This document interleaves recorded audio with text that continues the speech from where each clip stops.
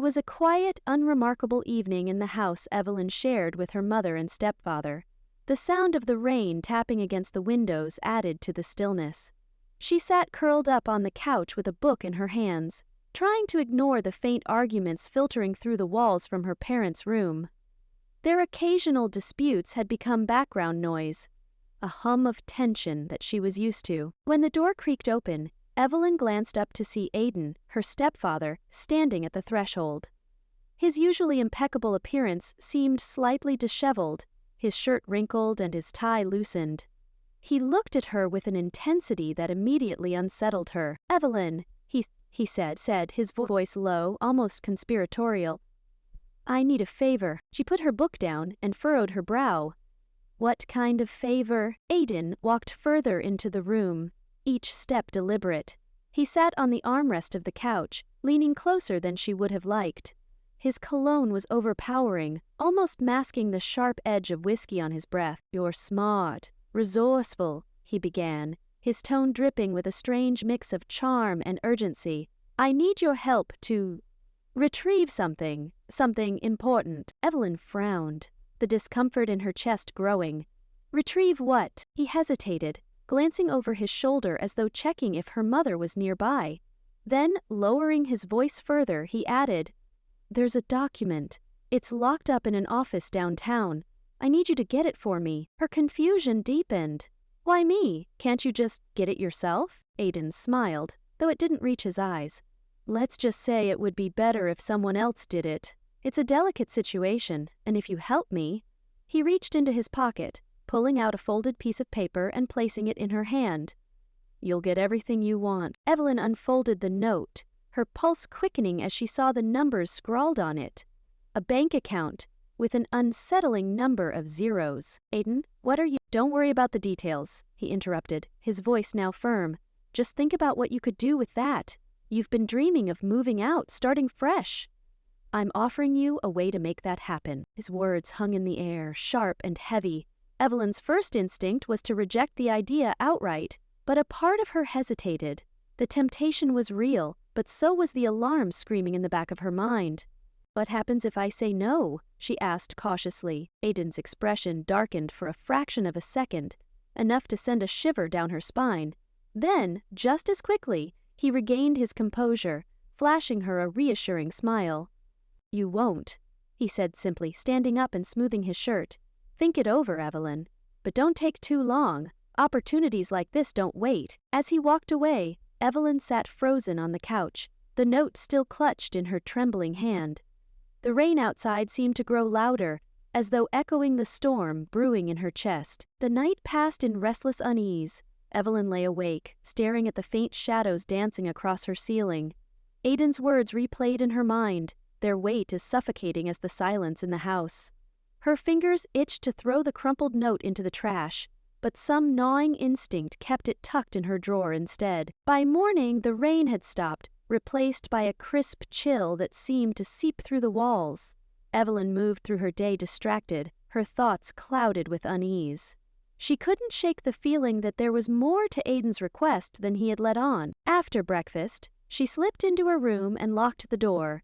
Retrieving the note from her drawer, she carefully unfolded it, staring at the sequence of numbers. Aidan's offer was absurd, almost laughable, but the desperation in his eyes the night before had been anything but. What was in that office, and why was he so insistent she retrieve it? Evelyn knew better than to dive into something blind. If her instincts were right, this wasn't just about a document. Aidan's behavior had been off for weeks now. Small things. His late-night phone calls, the tense conversations with her mother that ended abruptly whenever Evelyn walked into the room, and the cryptic text messages he seemed to delete as soon as they arrived. She needed answers. Later that afternoon, Evelyn found herself sitting at the public library, her laptop open on the table in front of her. She typed the account number from the note into a search engine, hoping for anything, an institution, a name, a clue. Predictably, nothing came up. Frustrated, she leaned back, biting her lip in thought. Maybe it wasn't the account that held the key, but the office Aidan had mentioned. She thought back to his words. Downtown. He hadn't given her much, but it was a start.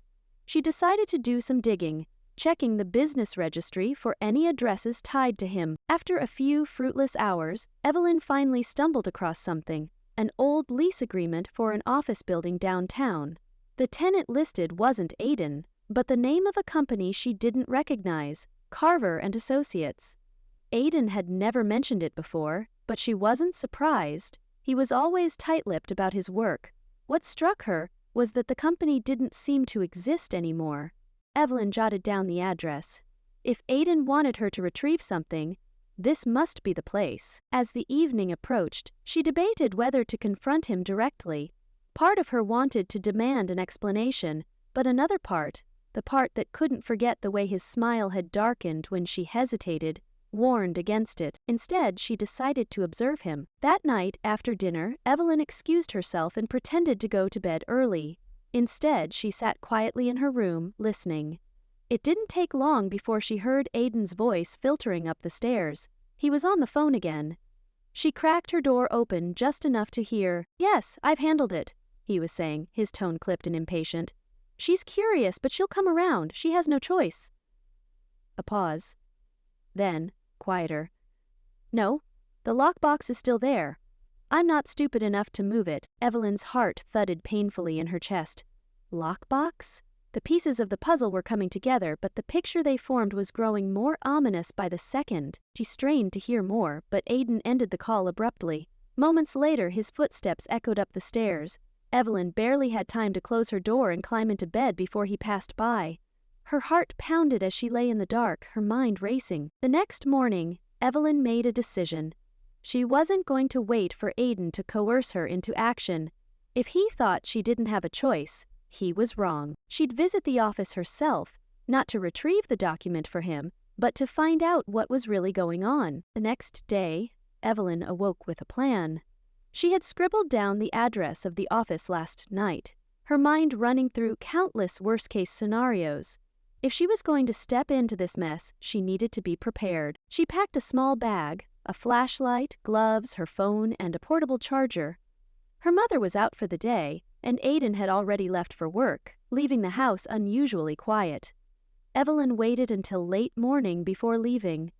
She didn't want to attract suspicion if Aiden had forgotten something and came back. The bus ride downtown was slow and uneventful, giving her far too much time to second-guess herself. What was she even looking for? And what if Aiden somehow found out she was snooping? Her stomach churned at the thought, but she forced herself to focus. When she arrived at the address, she found herself standing in front of a weathered brick building. It looked abandoned, with boarded-up windows and a rusting sign hanging crookedly above the door. Carver and Associates. Her first instinct was to walk away. There was something inherently foreboding about the place, but curiosity and determination pushed her forward. Evelyn tried the main door, but it was locked tight. She scanned the perimeter and noticed a side entrance partially obscured by overgrown shrubs. The lock on that door was old and rusted, and after a bit of fumbling, she managed to push it open with a metallic groan. Inside, the air was stale, filled with the musty scent of dust and neglect. Shafts of sunlight streamed through cracks in the boarded windows, illuminating a lobby that had once been polished, but now was covered in grime. Evelyn pulled out her flashlight and switched it on, the beam cutting through the dimness. She moved cautiously, her footsteps echoing in the silence. The place was eerily quiet, save for the occasional creak of the floorboards beneath her. Rows of desks sat abandoned, papers scattered across their surfaces, as though the employees had left in a hurry. Evelyn's heart pounded as she approached the back of the office, where a hallway led to a series of closed doors. She checked each one, finding little more than empty offices and forgotten furniture, until she reached the last door. The door was locked, but unlike the others, it looked well maintained, its paint unchipped, its brass handle polished. Evelyn crouched down to inspect it, noticing faint scratches around the keyhole. Someone had been here recently. She tried the handle again, but it wouldn't budge. Frustrated, she stepped back, her mind racing. She remembered a trick her friend Sam had taught her in high school, back when they'd experimented with mischief: how to pick a simple lock using a bobby pin. She pulled one from her pocket and worked carefully, the minutes stretching endlessly. Finally, with a soft click, the lock gave way. Inside, the room was surprisingly tidy. A sturdy metal desk sat in the center, its surface cleared of clutter except for a single file box. Shelves lined the walls, filled with thick binders and documents labeled with dates and codes. Evelyn felt a thrill of unease as she stepped inside and closed the door behind her. She approached the desk and opened the file box. Inside were stacks of envelopes, each marked with an unfamiliar symbol. She opened one cautiously, pulling out a thick wad of $100 bills. Her breath hitched as she flipped through it. There had to be thousands in this one envelope alone. "What the hell is this?" she whispered to herself. Setting the money aside, she opened another envelope, finding a list of names and numbers, all handwritten in neat columns. At the top, in red ink, was the same symbol from the envelope. She snapped a picture with her phone, then scanned the list, her pulse quickening as she recognized a few names. Local politicians, business owners, even a judge. It wasn't just money. It was power. Evelyn's mind raced. Was Aiden blackmailing these people? Laundering money? The implications made her head spin. Her attention shifted to the desk drawer. She pulled it open to find a small, black lockbox, just as Aiden had mentioned on the phone. It was heavy, its surface scratched and dented. Her fingers hovered over it, her curiosity warring with the voice in her head screaming at her to leave. Before she could decide, a noise shattered the silence. A distant creak, followed by the unmistakable sound of footsteps. Evelyn froze, her heart hammering in her chest. She turned off her flashlight and held her breath, straining to listen. The footsteps grew louder. Closer. She quickly slid the lockbox into her bag and backed away from the desk. As the footsteps approached the door, Evelyn ducked behind a shelf, her back pressed against the wall. The door creaked open, and a beam of light swept across the room. Evelyn's stomach twisted as she heard a familiar voice. "Ocean, she'd better not have come here," Aiden muttered. Evelyn's blood ran cold. Evelyn's pulse raced as she crouched behind the shelf, her back pressed tightly against the cold metal. Aiden's shadow stretched across the room, illuminated by the flashlight in his hand. She held her breath, willing herself to remain still, even as every instinct screamed at her to run. "Damn it!" Aiden muttered under his breath, his footsteps purposeful as he crossed the room. Evelyn peeked through a gap in the shelf, watching as Aiden walked straight to the desk. He opened the file box, rifling through the envelopes with increasing agitation. His movements were sharp, his frustration evident in the way he slammed the box shut. Her heart sank. He was looking for the lockbox, the one she had hidden in her bag. Aiden turned sharply, scanning the room with his flashlight. "I know you're here," he called, his voice low but menacing. "Come out, Evelyn. Let's not make this more complicated than it needs to be." Evelyn stayed rooted in place, her mind racing. How had he known she'd come here? Had he been watching her all along? She clutched her bag tightly, weighing her options. If she stayed hidden, he might find her eventually, but if she revealed herself, there was no telling what he'd do. As Aiden stepped closer to her hiding spot, Evelyn made a decision. She reached into her bag, grabbing the flashlight she had packed earlier. Her fingers brushed against the cold surface of the lockbox, reminding her of the stakes. In one swift motion, she turned on the flashlight and shone it directly at Aiden's face. "Stop!" she shouted, her voice trembling but firm. Aiden stumbled back, shielding his eyes from the sudden burst of light. "Evelyn, what the hell are you doing?" he demanded, his tone a mixture of anger and surprise. "What am I doing?" she shot back, stepping out from behind the shelf, the flashlight still trained on him. "What are you doing, Aiden? What is this place? What's in that box?" Aiden straightened, his expression hardening. "You shouldn't have come here," he said, his voice icy. "You don't understand what you're getting yourself into." "Then explain it to me," Evelyn countered, though her hands shook as she held the flashlight. "You told me to come here, to get something for you, but you never said why. What's so important about this lockbox?" Aiden's jaw tightened. For a moment, Evelyn thought he might lash out, but instead he took a step back, raising his hands as if to calm her. "Listen to me," he said, his tone softening. "This isn't what you think. It's just business. Messy business, sure, but nothing that concerns you. Doesn't concern me," Evelyn snapped. "You dragged me into this. You offered me money to do your dirty work, and now you're telling me it's none of my business?" Aiden took a deep breath, his eyes narrowing. "I didn't want you involved. I tried to handle this myself, but things got complicated." "The less you know, the safer you are," Evelyn laughed bitterly. "Safe? You call this safe? Breaking into some abandoned office, finding envelopes full of cash and names of people you're clearly blackmailing. Yeah, that sounds real safe." Aiden's face darkened and he stepped closer, his voice dropping to a dangerous whisper. "You need to be careful, Evelyn. You don't know who you're messing with." "Neither do you," she fired back. Taking a step back to maintain the distance between them, a tense silence hung in the air. Evelyn could feel the weight of the lockbox in her bag, a reminder of the evidence she now held. She couldn't let Aiden get it back, not until she knew the truth. "Give me the box," Aiden said finally, his tone leaving no room for argument. Evelyn gripped the strap of her bag tighter.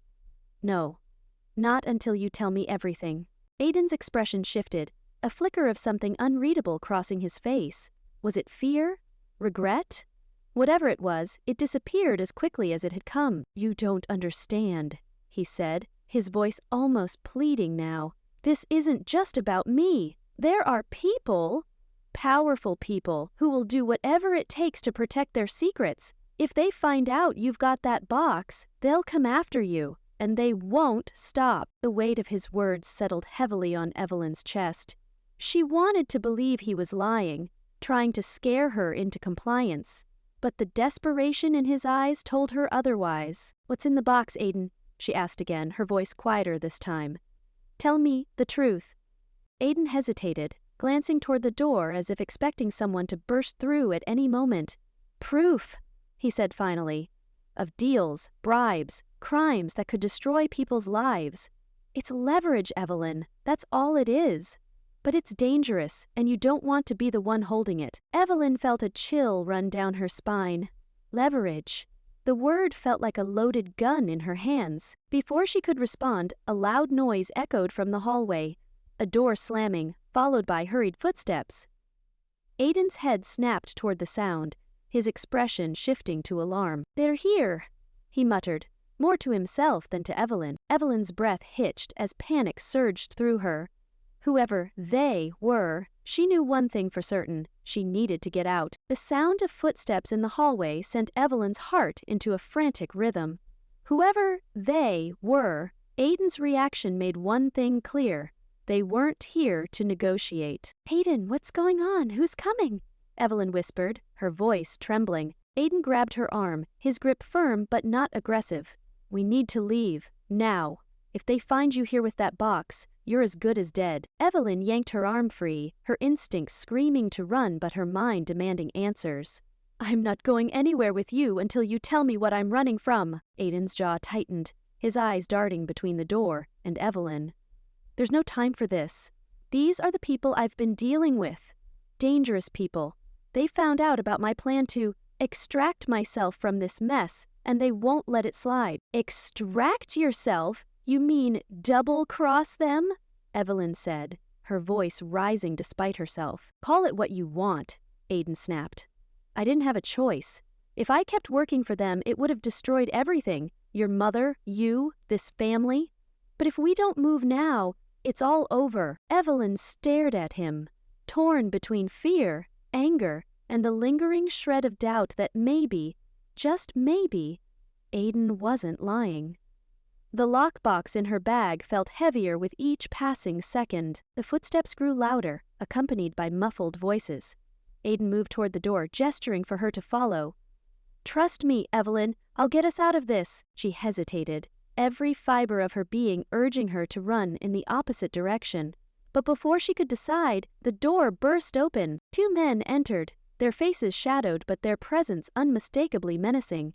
One was tall and wiry, with sharp, calculating eyes, while the other was stocky and intimidating, his fists clenched, as though ready for a fight. "Well, well," the wiry man drawled, his gaze landing on Aiden. "You've been a very naughty boy, haven't you?" "Aiden?" the stocky man added, his voice a low growl. "Thought you could steal from us and walk away?" Aiden stepped in front of Evelyn, his body taut like a spring. "She has nothing to do with this. Let her go."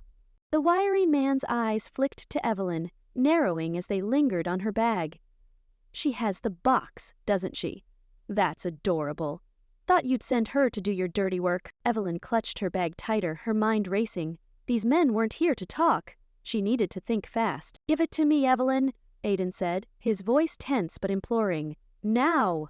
She hesitated. Giving up the box might save her in the moment, but it wouldn't guarantee her safety. These men didn't seem like the kind to leave loose ends. "No," she said firmly, surprising even herself. The stocky man took a step forward, and Evelyn instinctively backed away. Aiden raised his hands, his tone shifting to panic.